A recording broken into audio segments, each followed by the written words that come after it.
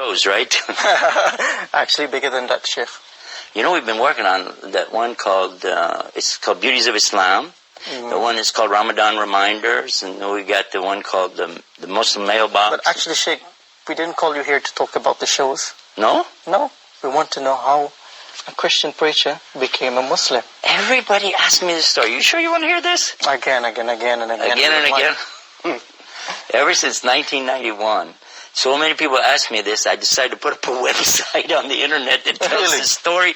Yeah, in the story on there, it's actually true. It's so true. But even now, when I read it, I start crying because I remember how I used to be and how I am now, and I remember that man who helped me get to Islam. But I'm getting ahead of myself. If you want to know, I can tell you this story. It all started when my father told me that we're going to start doing business with a man who's from Egypt. Oh, really? I got excited. I said, okay, Egypt, that's the land of the pyramids and the Sphinx. You know, they call him Abu Hul. Yeah. And this is going to be like Nile River, and was that the Cleopatra? Yes. I said, I could just see business cards now with those pyramids on it, camels and all this kind of... And then my father, he says, and he's a Muslim. Muslim. I said, a what? He's Muslim? Oh. I was thinking, of all the things. I said, Dad, you know we can't do business with a Muslim. He said, why? I said, because my father knew these TV evangelists. Maybe you heard of some of them, like Jimmy Swaggart and Jerry Falwell and all these different guys. And he knew them. And the things that they said about Islam, the way that they used to put down Muslims in the Quran, and the horrible things that were being said. And by the way, not true, but I didn't know that. So I'm saying to my father, these guys are hijackers. They're kidnappers. They don't believe in God. They worship a black box in the desert. And they kiss the ground 5 times a day. So my daddy's saying, no, you got to meet this guy. He's really nice. We're going to do business with him. And I said, I'll meet him on one condition. He said, what is it? I said, we do it my way. He said, what's your way? I said, okay, I want to come from church. It's got to be on Sunday. And then what I'm going to do, I'm going to come to him. I'm going to stop and eat or nothing, directly to him. And I will have my cross. I used to wear a cross on my belt loop, about that big. Okay? And I had a Bible that I carry under my arm all the time. And I have a cap on my head, and across the top of the cap it says, Jesus is Lord. And that's the way I want to meet this guy. Well, my dad said, okay, Sunday it is. Okay.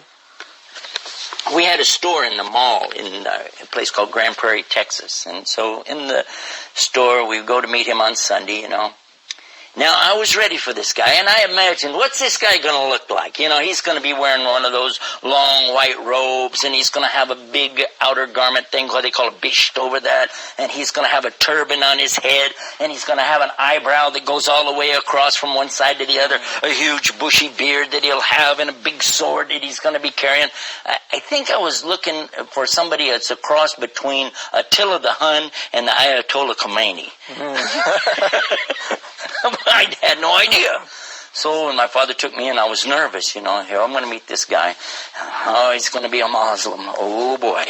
But I'm going to hold the faith of Christianity high in front of this guy. We went in the door, And my father said, here he is. I said, where's the guy, And he brought him over, and I said, this?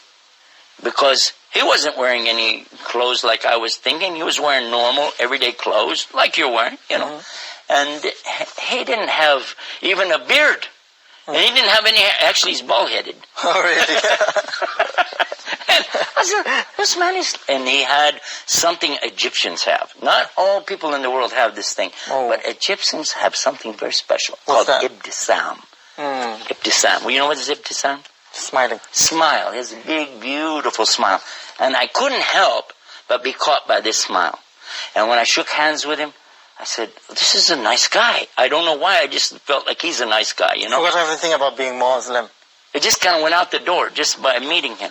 I like to mention this because I want Muslims to know that you need to get out, meet people more. Don't be so reserved. Don't be scared. Don't be afraid to be yourself. Yeah. Because when more people meet Muslims and know real Muslims, then they'll know that this baloney that's going on in the media is just that, a bunch of baloney. But anyway, I'll come back to this story because you asked me. Next thing, immediately after I meet him, hello, how are you? I said, do you believe in God? Just like that. He said, well, yes. I mean, God, though. Do you believe in God? He said, yes. I said, yeah, but the God of Adam. You know about Adam? Yes. Abraham. There's a funny story about this, but I'll tell you later about Abraham. There's something very key about this. Okay. He said, yes. I said, Moses. He said, yes. David, Solomon, yes. So you believe in all those? Oh, okay. You believe in the Bible? He said, yes. You believe in the Old Testament, though? Yes. But you don't believe in the New Testament? He said, yes. Too many F. I'm going, what? How? I said, yeah, but you don't believe in Jesus. He said, yes. I'm going, what? That's not what we heard. I did not hear it that way. I said, yes, but you don't believe he is the Christ, the Messiah. He said, yes. I'm going, wait a minute. But you don't believe he's with God. He's going to come back in the last days. He said, yes. I said, this guy's going to be easy. I can convert this guy. Immediately, I took him out to have a cup of tea, and we sat together in a little cafe right by my dad's shop. I remember reading that on that. I was actually, why did you take him out for that cup of coffee after you met him? Because I was going to convert him. That was it. I was going to sit right there the first day. I said, wouldn't that be something? I can convert him on the first day. Wow. I was ready. You had ambitions. That boy, I'm going to get him now. So I started talking about Abraham. I'm telling him the story of Abraham and his son Ishmael, his son Ishaq, Isaac as we call him in English, and the story of how Abraham has to sacrifice his son, and he's sitting there going, yes, that's what we believe. We believe that. I said, yes, but what about this point right here where a ram has to come in and be the salvation because there's a substitute, and it's so and so, and I'm going on, and he said, yes, we believe that. I was thinking, now, wait a minute. I had talked to another priest friend of mine. He's not a priest, he's a preacher for the born-again Christians. And he told me to be real careful with these Muslims. But for sure he was telling me, read this to them because they don't believe this. And he was saying he did believe it. I was thinking, So step by step I was thinking, we can do this. I went back to my father. I said, Dad, I want us to do business with this guy. My father said, okay, great. I said, because I can convert him. And my father, he's so sweet. He said, leave him alone. He has his religion. We have our religion. He's a nice person. You don't need to convert people. I said, no, this is our mission. We have to save people to the Lord. My dad said, listen, it's up to him to save the people, okay? SubhanAllah. Yeah, my dad said that. I'm thinking, no, I got to convert this guy. So we start doing business. Why were you so eager to convert him? Why? Huh? Why were you so eager to convert him? Well, to be honest about the thing, you see, I was out on the streets going around doing what we call in English, Arabic, when Muslims would say street dawah. That's what I used to do as a Christian. I would be in the streets and I would have my Bible and I would witness. They call it witnessing, Yeah. I think that's a good comparison, witness, dawah. And I would go up to people like drug dealers or prostitutes in the street, anybody, I see them, they're downtrodden, poor, they don't have a home. If I have anything, if I have some money, I will give it to them. And they're saying, oh, thank you, and give them some food, anything. And then at the same time, I start bringing them the message of the Bible. And I would quote to them many of the scriptures in the Bible, the good things, the things we as Muslims know, or, we should do it too. There's no doubt about it. These are good teachings, very moral and upright things. And so as I was doing these things, I felt a need to call the people to Jesus. Yes. And that's what I wanted to do with this man. And I was told these Muslims are very dangerous people. They don't believe like we believe, and they're, just stay away from them. And I've been warned in a number of times. By your friends? Yeah, by other preachers, actually. Preachers. Yeah. So then the next thing that happens, we start traveling together. This gentleman from Egypt, I can't remember the name of the city he's from, but anyway. So as we're traveling together, working together, I watched his character and I thought, wow. Every time it was time for him to do what he calls salah. Salah means like the connection between you and Allah. And it doesn't really mean prayer. It's bigger than that, but you know that. Anyway, so he would stop whatever we're doing. He'd say, excuse me for a few minutes. And I would watch him. And we're doing business. We're trying to do this. Here he goes. Walk over there and you'd see him and bowing and putting his head on the ground. And in the moment he would put his head on the ground, I'd say, look at this. This is so unbelievable. A human being, a strong man, who's willing to humble himself to put his head in the dirt in front of his Lord. This is an amazing religion. If you can get a human being to humble themselves like that in front of God, like this, and fasting, not eating, not drinking during the daylight hours, I didn't imagine to see something like this. And then, on top of that, here is a man who had some moral teachings about him that, and I can't even describe it even now, but I'll give you an example and let you think about this. Watch this. One day, I had 2 little daughters, one about this big and one a little bit bigger than that, I guess, And so to the older of the 2, she's about 5 or 6, I guess, he says to her, "Would you like to borrow $1?" And I thought, borrow $1? What's that? You want to give a kid $1? Give him $1. What's this borrow $1 thing? 5 years old, she was at that. Yeah, so he gave her the $1, and I told him thank you for that. And I was thinking, because in Texas we actually say, hey, can I borrow $1, borrow $10, borrow 20? We don't mean we're going to ever pay it back, by the way. That's the kind of borrowing we're talking about. A few days later, he asked her if she had any money. She had like 4 quarters, something like that. And he said, okay, give it back. This is the $1 you owe me. And I thought, oh, how tacky. Who's this man, And I asked him, I said, what's that? He said, well, do you remember another time that I borrowed $1 from her and I paid her back? I did remember that. Yeah, one time he asked her for $1 and I thought that was tacky. But then he gave it back. And now he's asking her to pay it back. And I'm asking him, what's this about? He said, it's training the children to learn the responsibility of the value of the money and the value of your word and how you live up to what you say you're going to do. He said, and it was less than 2 days, because children's memory wouldn't last that long. But within 2 days, he did this.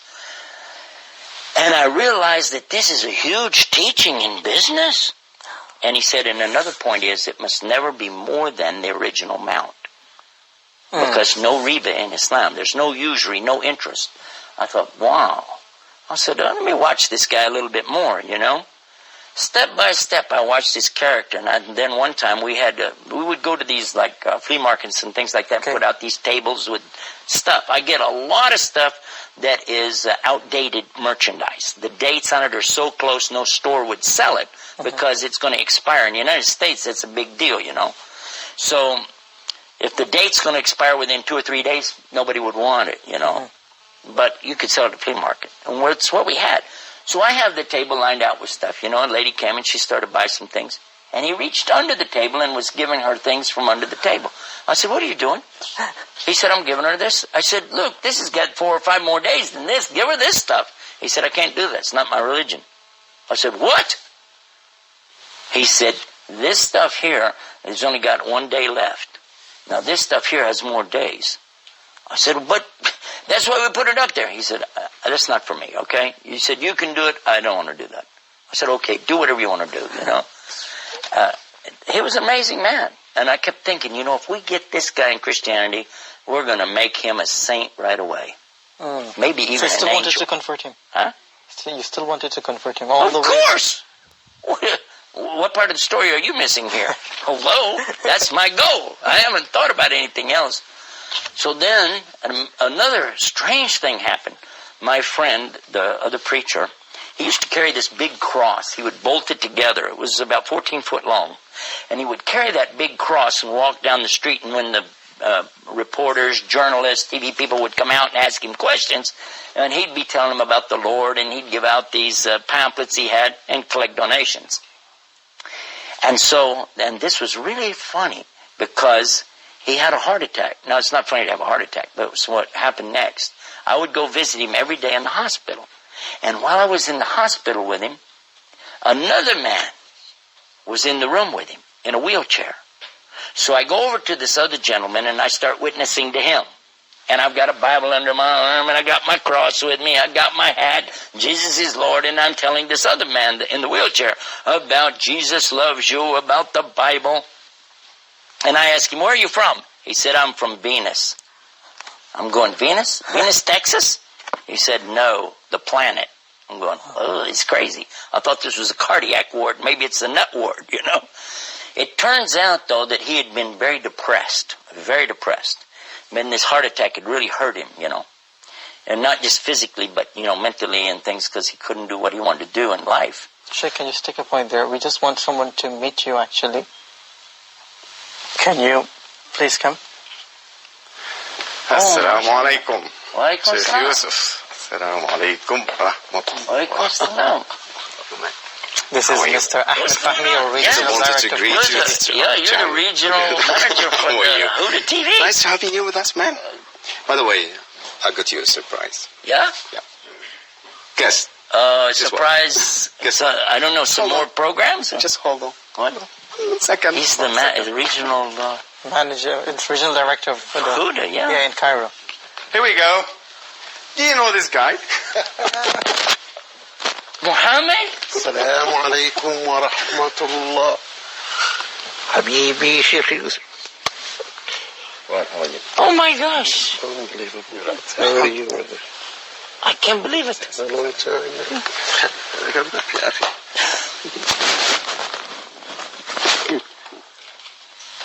How are you, man?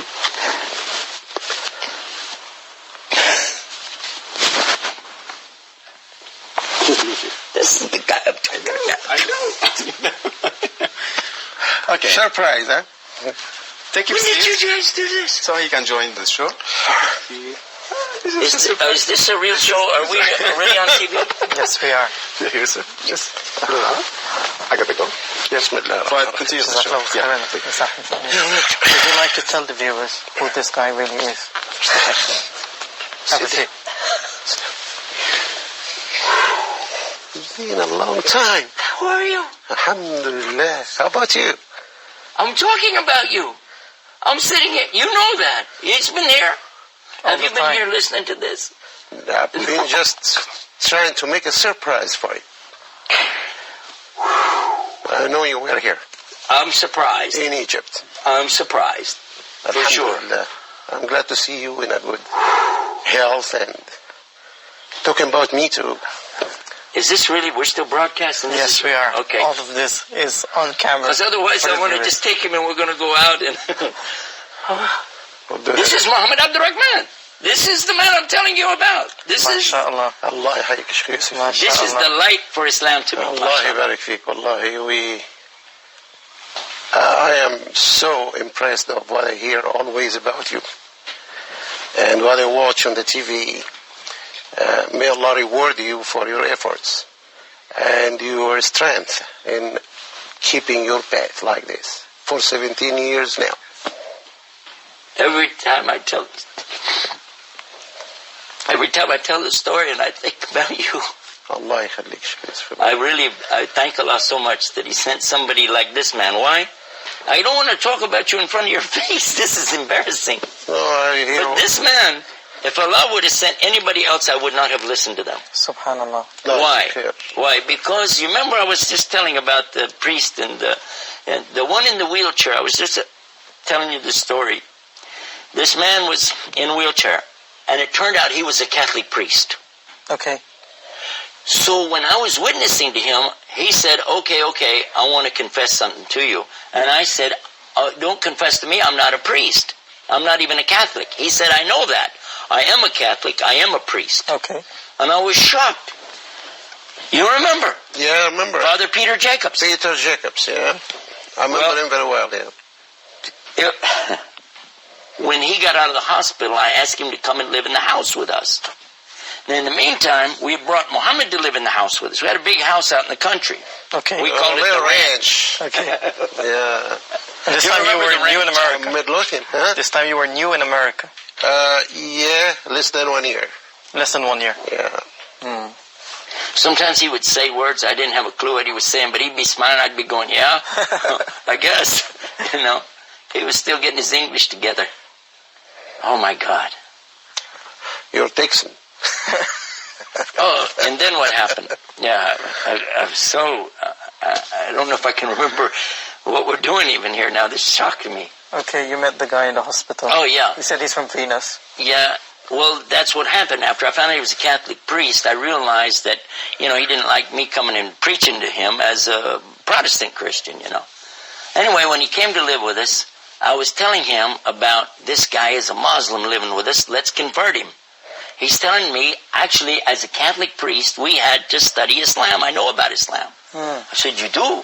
He said, yes, it's a very important religion, and it has this and this. He's known the 5 points of Islam, you know, the pillars. Yes. Believing in Allah and His Messenger and performing the salah, the prayers, fasting Ramadan and paying zakah, the charity, and also making pilgrimage. He knew all about these things. So then we would sit around the table at night. Now here's what we do. Clear off the table after the food. And then nonchalantly, let's just discuss the Bible in front of our Muslim friend. So I bring out the Revised Standard Version of the Bible. My father brings out the King James Version of the Bible. Different version. My wife had, she had the Jimmy Swaggart's Good News for Modern Man. Sure. And then the Catholic priest has a totally different Bible. Because these books are all 66 books each, okay? But the Catholic version, which is much older, in fact, the Christian Protestant Bible comes from the Catholic Bible. But the Catholic Bible has 73 books. What happened to the other 7 books? Nobody knows. Anyway, here we are. We're talking about which book. No, my book. No. And my book says in it that the Malik James, the King James Version, is having grave defects. It needs to be retranslated. And my father's saying, no, this is no, this one, no, that one, so and so. And finally, I'm embarrassed because we're arguing in front of him. I said, okay, but just change the subject. How many versions of that Koran thing do you have? Yeah. Okay. Let's take the answer from him after we take this short break. Stay tuned, viewers, as we speak to Sheikh Yusuf Estes and the person who gave him Shahada, Brother Muhammad Abdul Rahman, after the break. Stay tuned. My world is bright. Islam is my sight. Oh, my world is bright. Islam is my sight. Assalamu alaikum wa rahmatullahi wa barakatuh, and welcome back to The Straight Path. We're talking to Sheikh Yusuf Estes and his journey to the straight path, along with the brother who gave him Shahada, Brother Muhammad Abdul Rahman. Welcome again to the show, Sheikh. So we were talking about 5 of you on Brother Muhammad. Yeah, I think probably we should let the people know. This is live, yeah? Of course. So you have call-ins, right? Yep. Okay, well, we should probably let the people know then that we're going to hold up any calls until after we complete the story. I think it's better. What do you think? Of course. I'm not trying to tell you how to run the show, but it just, you know. So the next thing that happens, you see, after the Bible Quran thing, because he says the Quran only has one version. And there we are. We're here with all these different versions of Bibles. He's saying Quran is only in Arabic anyway. You can have all the versions you want in translation, and they're not Quran. None of us would ever consider somebody gives you a Islamic ruling from a translation of Yusuf Ali. No way. I would never accept that, right? I agree. But if you look in the Quran and you see something clearly said, this is haram, this is halal, you know, permitted, or something is forbidden, okay, then that's fine. So he's saying there's only one version of Quran, it's in Arabic language. And I felt like, okay, that was a dumb argument. I wish I had never brought that one up. So the next time we're sitting around, okay, let's go this way. I have another idea. Okay. In the meantime, my preacher friend has already told me, I talked to him on the phone, I went to his house, he said, stay away from that Muslim. Stay away from them, and whatever you do, if he brings that book, that Quran book, don't touch it. Don't read it. You had any idea they were planning this? No, at all. Conniving and planning is what we were doing. How to convert this Muslim to Christian. Allah, you know, this is the first time I know that now. You didn't hear that? But you had in any part of meeting Sheikh Yusuf back then, you had any intention to convert him as well? No, it was just a business deal. That's all. Then it turned to be what happened. But originally it was just A business simple deal as business far deal as for you. concerned on my part. Subhanallah. So now the next thing I was thinking about, okay, let's go another route. So we clear the table after another meal on another night. This time, let's talk about God. we believe in God, the real God, the God of Adam and Abraham. And he's going, yeah, just like he'd said before. And then he asked me, how do you explain Trinity? Because I said, God is one. And he said, this is what we believe. He said, and that's it. We don't have anything more than that, but you have a Trinity, so how do you explain it? So I had this idea. I'm going to explain, you remember? The apple, tufah. The apple has the skin on the outside. It has the white meat inside, and inside of that are the seeds. Sure. So these three things make one apple. Three things make one God. Father, Son, Holy Ghost. And then he said, how many seeds are in there? I remember. So next day, I'm back over talking to my preacher friend again. I said, the apple thing didn't work. He said, I told you stay away from these Muslims. They're going to hurt you. You're going to get a demon, son. You're going to get a demon, a shaitan, you know. Yeah. So I said, no, come on, man. Give me another. He said, use the egg. Tell him about, I said, okay, egg. So the next time I'm telling him, you know, the egg, it has the white shell. Inside the shell is the white of the, you know, and then inside of that is the yolk. Yeah. Three things, one egg. Got him here. Got him. No, he said, what if it's a double yolk? You know when it has two yellows? Yes. You see an egg do that sometime? He said, does your God become four? Ooh. And what if it's rotten? An egg could be rotten. Then you have a... Do you want a God that can be rotten? Of course not. Okay. And you're comparing Allah to an egg, for crying out loud. This is an unbelievable thing. And so then it comes the subject of comparing God to a family. Like a man is a husband and a wife and a child. The three make one family. It's the family of God. You know, well, what if you have some more kids or twins? Or what if you get a divorce? You want a God that can get a divorce? No, you don't want that. So we're going through these different stages of how to explain something. Finally, I'm about exasperated. I tried the finger. You know the finger? Yeah. When it's one finger, but you go like this. 1, 2, 3 parts makes the... You compare God to your finger. What's this? SubhanAllah. Trying everything possible. Yeah, and then finally, the water. You've heard of the water one, right? Yeah. The water is like this. Water is three things. It is a liquid, it is a gas when it's a vapor, you know, when it becomes steam. And also it's a solid when it freezes. Three things, all in one. Except what? They can't be all three at the same time. Oh, yeah, that's right. So now what will you do? How will you so finally, I'm going to throw it back on him. I said, well, what do you guys say about it? And what did he read? Surah Ikhlas. أعوذ بالله من الشيطان الرجيم بسم الله الرحمن الرحيم قل هو الله أحد الله الصمد لم يلد ولم يولد ولم يكن له كفوا أحد. Now, the meaning, when he explained the meaning, this is what got me.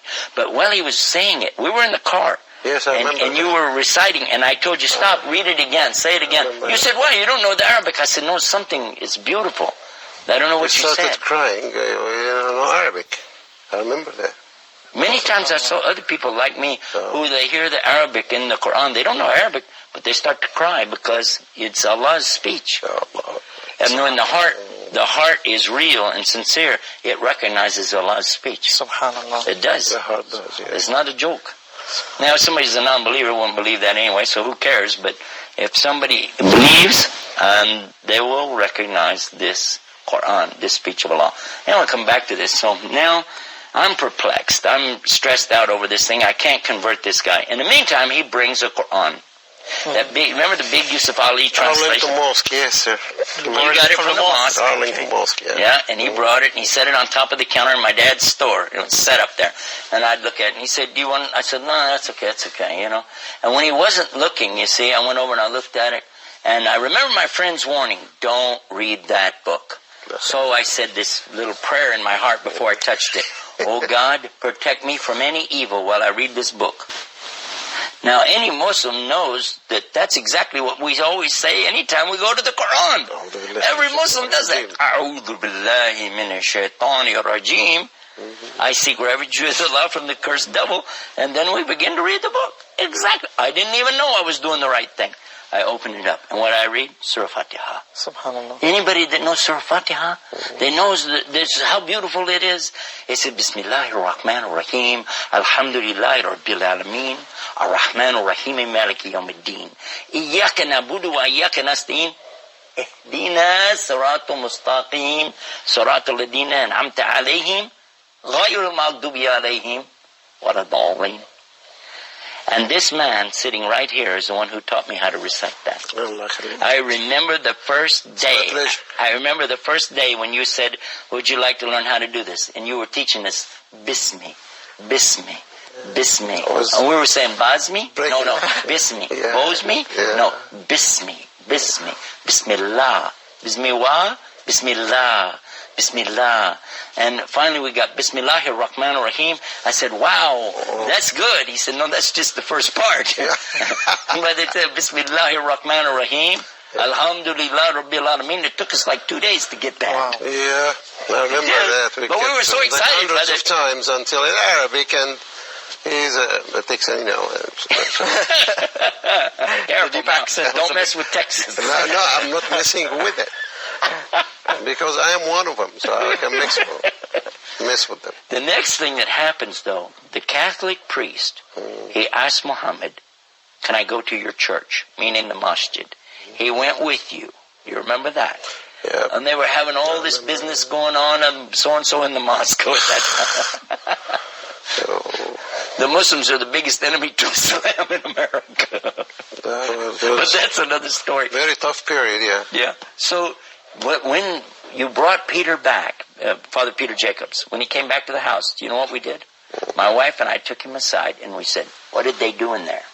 Did they slaughter any animals? Did they make any bombs? What were they doing? He said, no, they came and they stood, and they were bowing, prostrating on the ground, sitting, and then they left. I said, that's it? He said, that's it. Salatul Subh. They just came and prayed and left. That was it. So I said, And all this time you had no idea? No, that they are doing something in my, behind me. but in the same time, I started feeling motivated to explain Islam to these guys. They had so many questions. Okay. So that meant something to me.